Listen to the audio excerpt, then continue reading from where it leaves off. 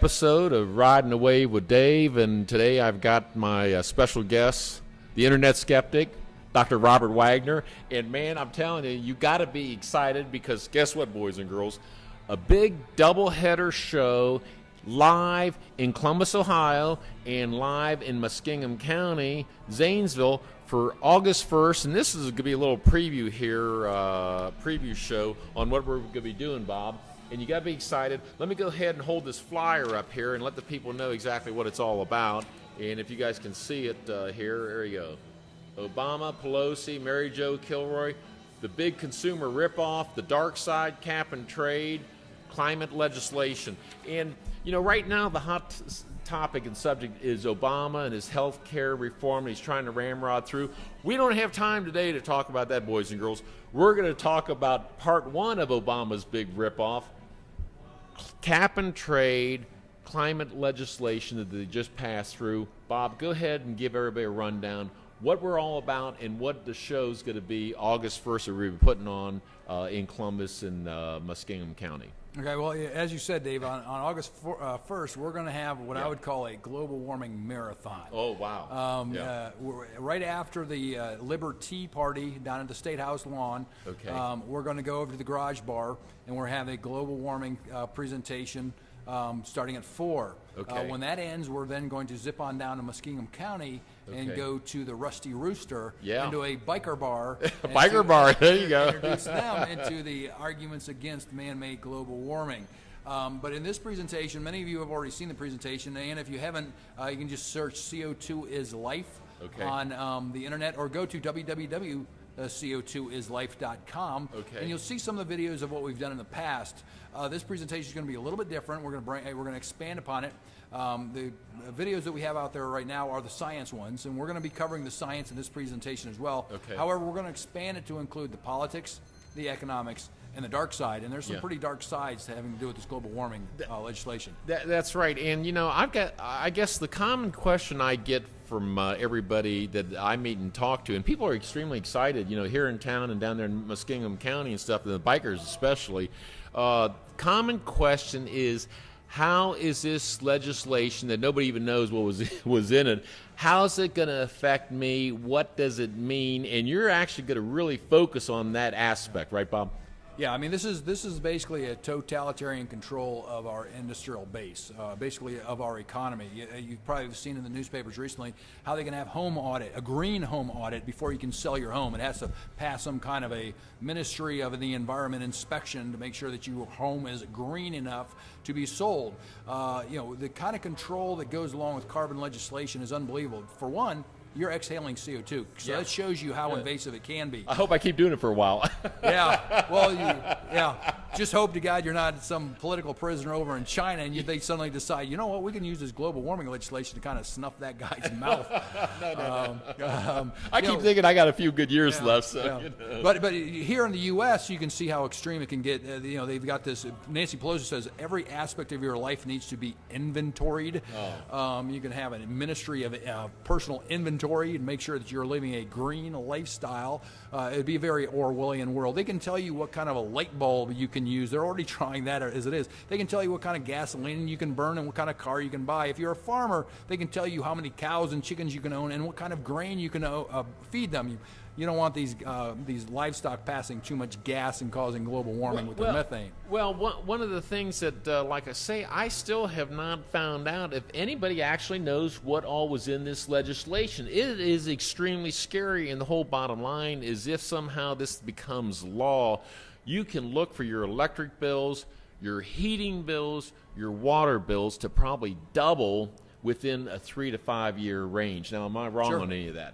Well, there are projections out all over the place. Certain areas are going to be hit more than others. If you happen to live in an area where you can rely on wind farm, I mean, if you're in that 0.4% of the world, you might do all right. But if you happen to be like we are here in the U.S., I mean here in Ohio, get a large percentage of our energy through coal-burning power plants, we're in deep kimchi. More importantly, if you work in that industry, your job is in jeopardy. The whole objective is to make sure we eliminate your job from the U.S. economy. Well, that's a good point, because I've heard a lot of this phony rhetoric, claiming that this is Nancy Pelosi, this is jobs. It's not jobs. They always forget to make one key distinction. Yeah. Net jobs. Yeah. Sure. And what I love is how they say green jobs have increased by so-and-so percent, much faster than the economy. Well, what that means is you went from having one green job to 2 green jobs. Yeah. Okay? The green jobs are, as a percentage of the workforce, are negligible. They are nowhere near the number of jobs you've just lost in the auto industry. There is nowhere near the number of jobs you will lose in the mining industry. There are nowhere near the number of jobs you're going to lose if you nationalize health care. So when you talk about a net job, that's why the unemployment rate keeps going higher. Okay, not rocket science here. You just have to understand simple economic accounting. And there's nothing Obama says has any truth whatsoever. Well, so that's going to be one of the things that you're going to do in this show, is you're going to expose the fact that this legislation is going to be a job killer unless you live in China or India, two countries that don't want nothing to do with this. Yeah, and that's another thing. Many of those green jobs, even if you do create them, they're going to be created overseas. As a matter of fact, the battery that they're talking about building for the Volt, it's going to be made in Korea. Oh, okay. So we may design it, they'll build it. Yeah. So no jobs for American citizens. So it's going to be a lot of fun.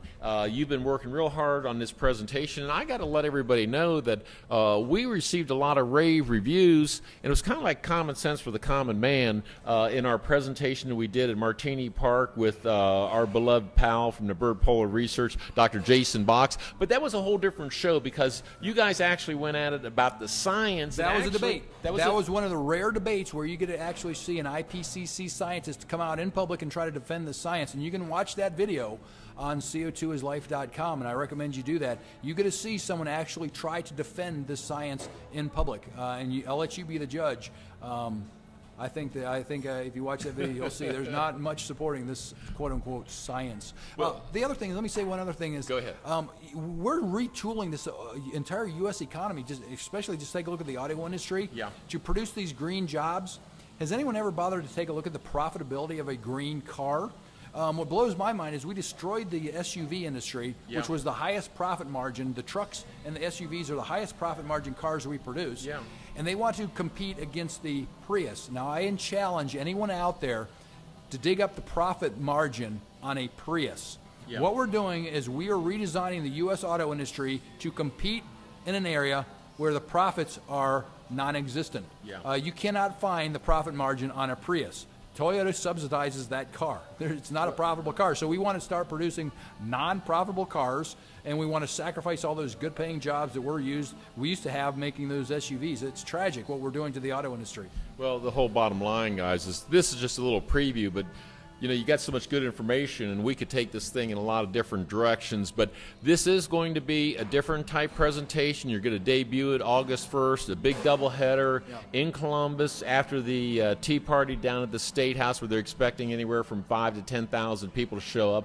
Now, I think the Garage Bar can only hold about 350, maybe 400. We strap them in outside, so we're hoping for a real good turnout there. And in the Rusty Rooster in Muskingum County, biker bar, there'll be lots of security, and I don't think we're going to need one of those chicken fences, strung down. I hope not. I hope not. Matter of fact, if you don't ever see us again, look in the Muskingum River. Muskingum River, green Muskingum River, yeah. So anyhow, we're going to have a lot of fun, and we're going to look forward to it, and you'll have a lot more information, and you're going to have a detailed on what this climate legislation is going to mean to the average citizen. So, hey, man, I'm excited about it. And it's going to be another road show, Riding Away with Dave and the Internet Skeptic.